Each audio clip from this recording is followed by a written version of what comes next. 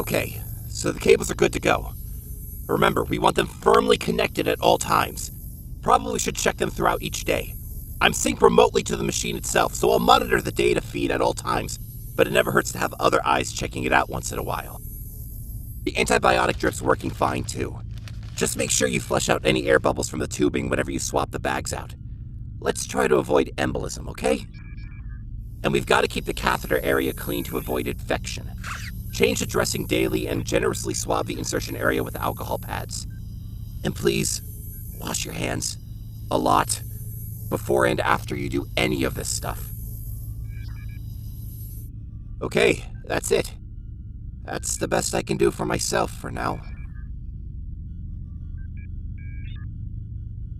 Harold's gathering up stabilizing equipment so we can safely transport me, to the lair soon. We'll just need to be sure to keep things sterile there too. We will work carefully to follow your excellent instructions, my son. Yeah, don't worry, Robo Bro. We got you covered. We'll even spit shine our mitts if that's what it takes. No spit, please, Mike. Soap and hot water are fine. You're handling this all pretty good, Donnie. I don't think I could. Especially not this fast. Yeah, Don. You sure you're okay? Honestly, Leo? No. I'm not. No matter how it seems, all of this, it's just really freaking me out. I'm gonna go check on Harold and the professor. Poor Donnie. Indeed. The turmoil your brother must be experiencing, it's unfathomable. I wish nothing more than to give him comfort. But how? I don't know, Father. But one thing's for sure. He's definitely not the only one freaking out right now. Come on, Raph. Things are going to be okay. You'll see. No, we should have done more to protect him, Alapex. We screwed up. Big time. What you did was save the world. You couldn't help what happened to Donnie. We left him behind. If we would have stayed, he'd be alright. No, we'd all be dead. Stopping the Technodrome was the most important thing. Donnie knew the risks, and he still made the choice to stay behind so you guys could do it. And bad as things turned out, at least he's still alive. He's a robot. Wrong. He's your brother, and he needs you. He's not the only one. Let's go, Raph. We've got work to do. Yeah? Like what? Mikey's gonna see if he can find Hobb and his crew. And you and I need to check on the Foot and the rest of the usual suspects. Father thinks the city's bound to be in flux after everything that's happened, and we need to get a bead on things as quick as we can. He's right. It's better to get out in front of whatever changes are coming. But Donnie is in good hands. Harold and Fugitoid will take care of him. Yeah, I guess you're right. Sitting here moping sure ain't solving nothing. Now you're talking, bro. Time to hit the streets. Past time. We're losing the dark. Let's go. Thanks, Alapex. What are friends for, right? Yeah. Friends, huh? What? Oh, nothing, friend. Come on, let's get out of here and do a little patrolling of our own. Where to first? Second time around, store. I want to find out what Casey's been up to. Huh? What the hell you doing here, Dad? Perfect timing. I was just talking about you, kid. Looks like that ain't all you've been doing. Guess some things never change, huh? What, this? Nah, this ain't what you're thinking, kid. Guess I just got a little thirstier than normal is all. Happens whenever I'm in a mood to celebrate, like tonight. Right. So what makes tonight different than the other gazillion times you said the same damn thing? The Foot, that's what. Saw it with my own eyes, kid. Their history. Casey, do you know what he's talking about? No, and neither does he. Liquored up and talking crazy. Wrong! I told you, I was there. That rat and his crew took out Karai's bunch right in the Foot's own stinking backyard. The news flash on the street is Shredder got ended by them green freaks you've been all chummy with lately too. So you know what that means, don't you? I don't gotta kill you no more, Case. Shredder's dead and the hit's off. We can finally be a family again. The Jones boys back together. He's insane. Nah, he's just sick. Sick and weak. Get out of here, Dad. Just go. Wait, didn't you hear me, kid? I'm my own boss again. No, you ain't. You're holding your boss in your hand. But I think you should go now, sir. I really do. Yeah? You gonna make me, pencil neck? Well, look at that, would ya? Looks like showing up in the nick of time's become a thing for us, Alopex. Get lost, Arnie. Fine, whatever. You wanna be an ungrateful little twerp and pick these losers over your own flesh and blood? And that's on you, kid. Can't say I didn't try, right? And the name's Hun, girl. More like lush, you ask me.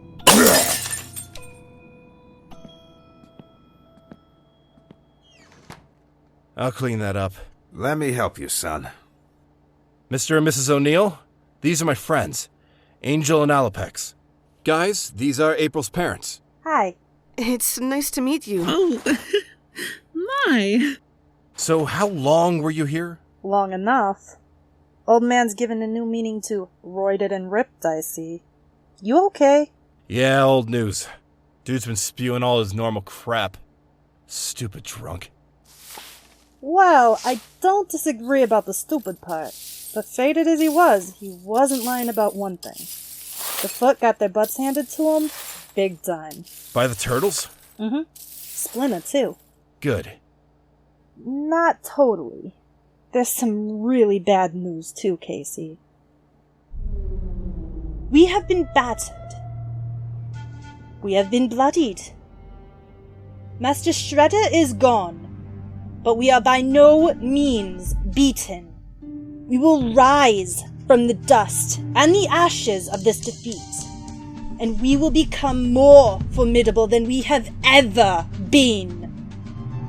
But know this, if I am to lead you now, if it is my destiny to take up the mantle my grandfather leaves behind, then the path we follow moving forward will be different. It will be our path and ours alone. We will no longer allow outsiders to enter the sanctity of our ranks. The Foot are a family, and strangers are not welcome. We have allowed our honor and our fidelity to be infected by these foreign diseases for far too long. We know who they are, and we are well aware of the pain they have caused our family. Starting this very night, we will hunt them down. We will eradicate them. We will use sword, tooth, and nail to cut their cancer from our collective being. We will become our own cure. Our master is dead, but our clan lives on. Foot Clan! Foot Clan! This is almost too much to take in. I mean, all this data, it's flowing so rapidly, and yet I'm able to keep up. Thing is, I don't understand how that's possible. Yes, I remember a similar surprise when I first transitioned into my machine state. It's one of many functions of your new body you will need to adjust to, but not necessarily an unfortunate one. For one of your advanced intellect, accelerated comprehension and enhanced data retention may very well be a boon. But that's what I'm saying. I know I'm smart, but I'm not this smart.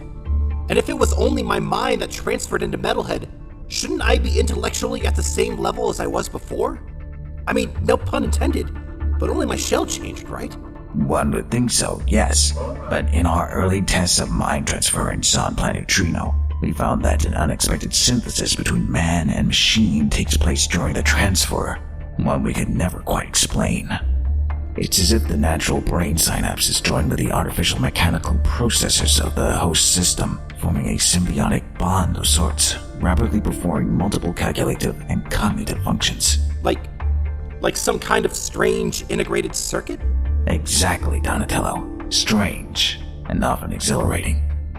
Maybe, but there's other things. Like hunger.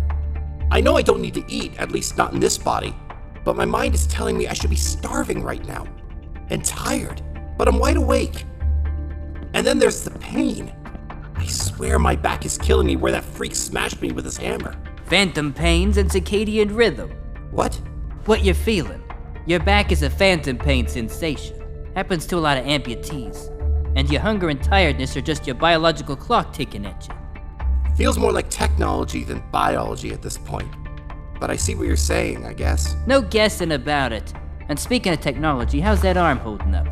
I didn't exactly have much time to reattach it after your friend zapped your turtle brain into this chassis, let alone beta test it. Seems to be working fine. You did some good work as always, Harold. Especially under the circumstances. Meh, not like it was too difficult. I've had plenty of practice repairing my stuff since I met you.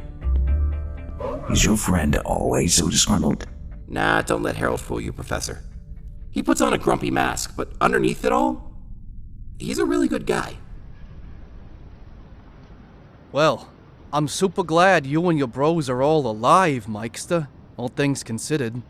Bummer about Donnie, but could have been way worse, if you really think about it. Yeah, I know, Woody. Besides, the Fugitoid says he's working on a way to fix Donnie back to normal. He has all kinds of cool tech on Burnow Island to work with now, too.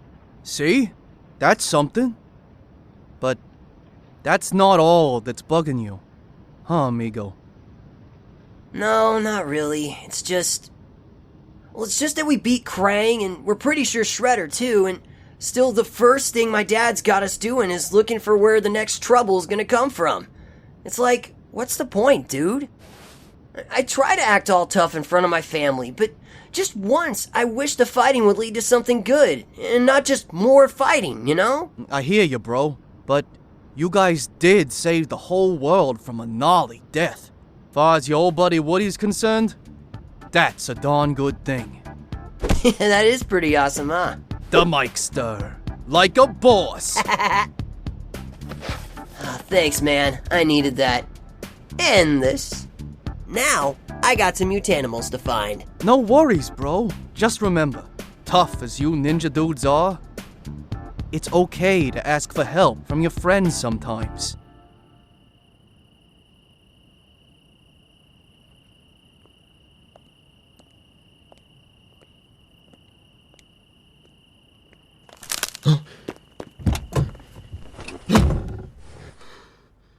Cripes, Miller. What have you gotten yourself into? Demons? That's hard to believe, Professor. Harder to believe the mutant humanoid turtles and ancient ninja lords returning from the dead? Yeah. Point taken.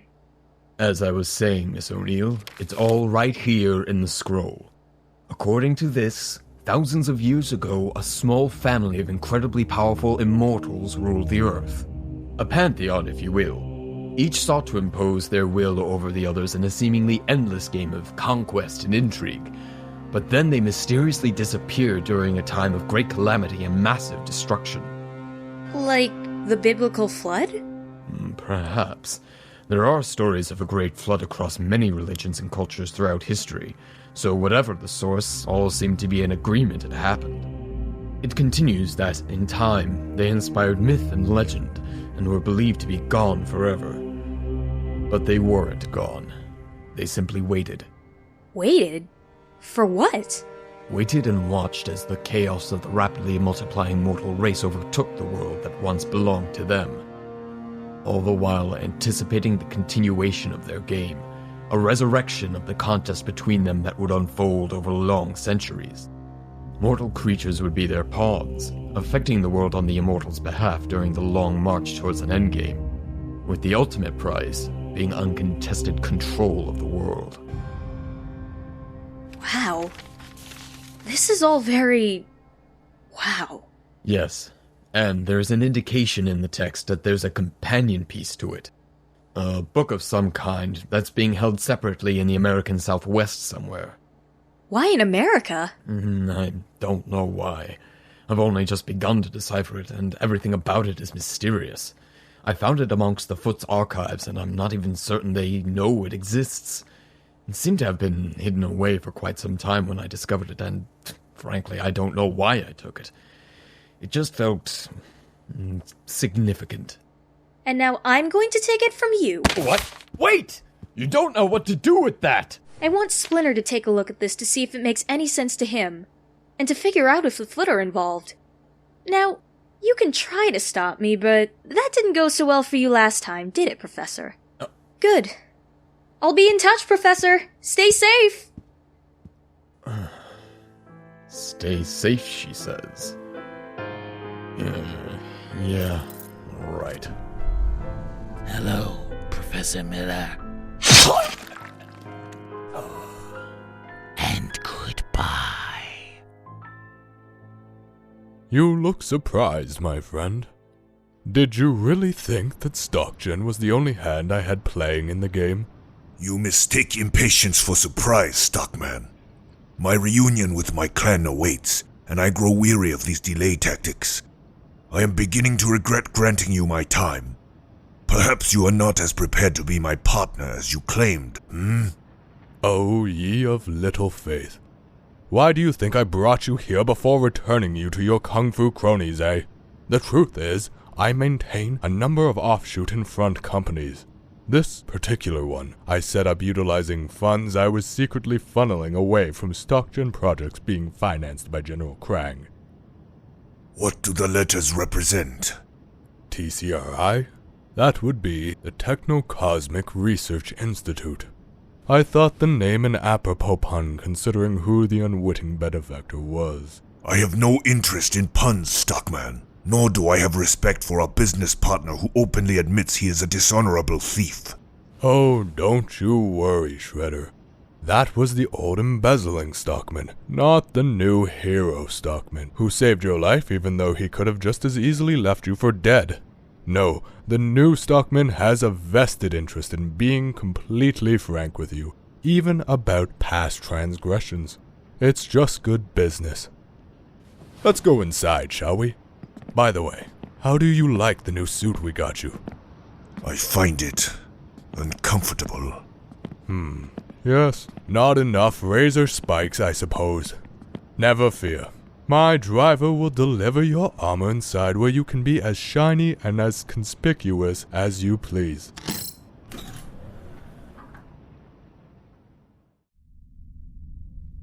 So, as I was telling you earlier in the limo, I think you will be very pleased with what I'm about to show you.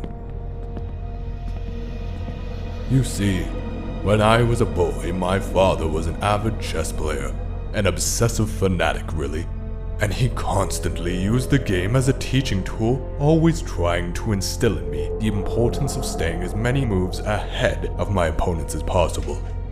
After you. There are many things I disliked about my father, but the lessons I learned at his chess table are ones I took very much to heart, as you are about to see. So what do you think, partner?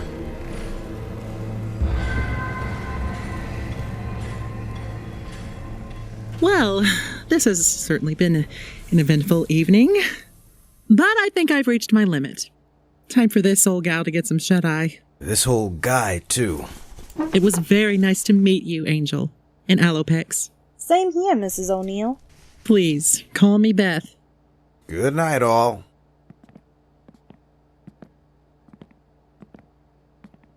They're nice people, Jones. You got yourself into something really good here. Don't I know it? It's easy to see why April is the way she is. Speaking of April, I need to give her a call to see how things went at her school tonight, and see if she knows about Donnie and the others. What the hell? Seriously? You know how Mrs. O'Neill said this was an eventful night? Looks like we're just getting to the main event. Time for the Purple Dragons to remind this street who's really in charge.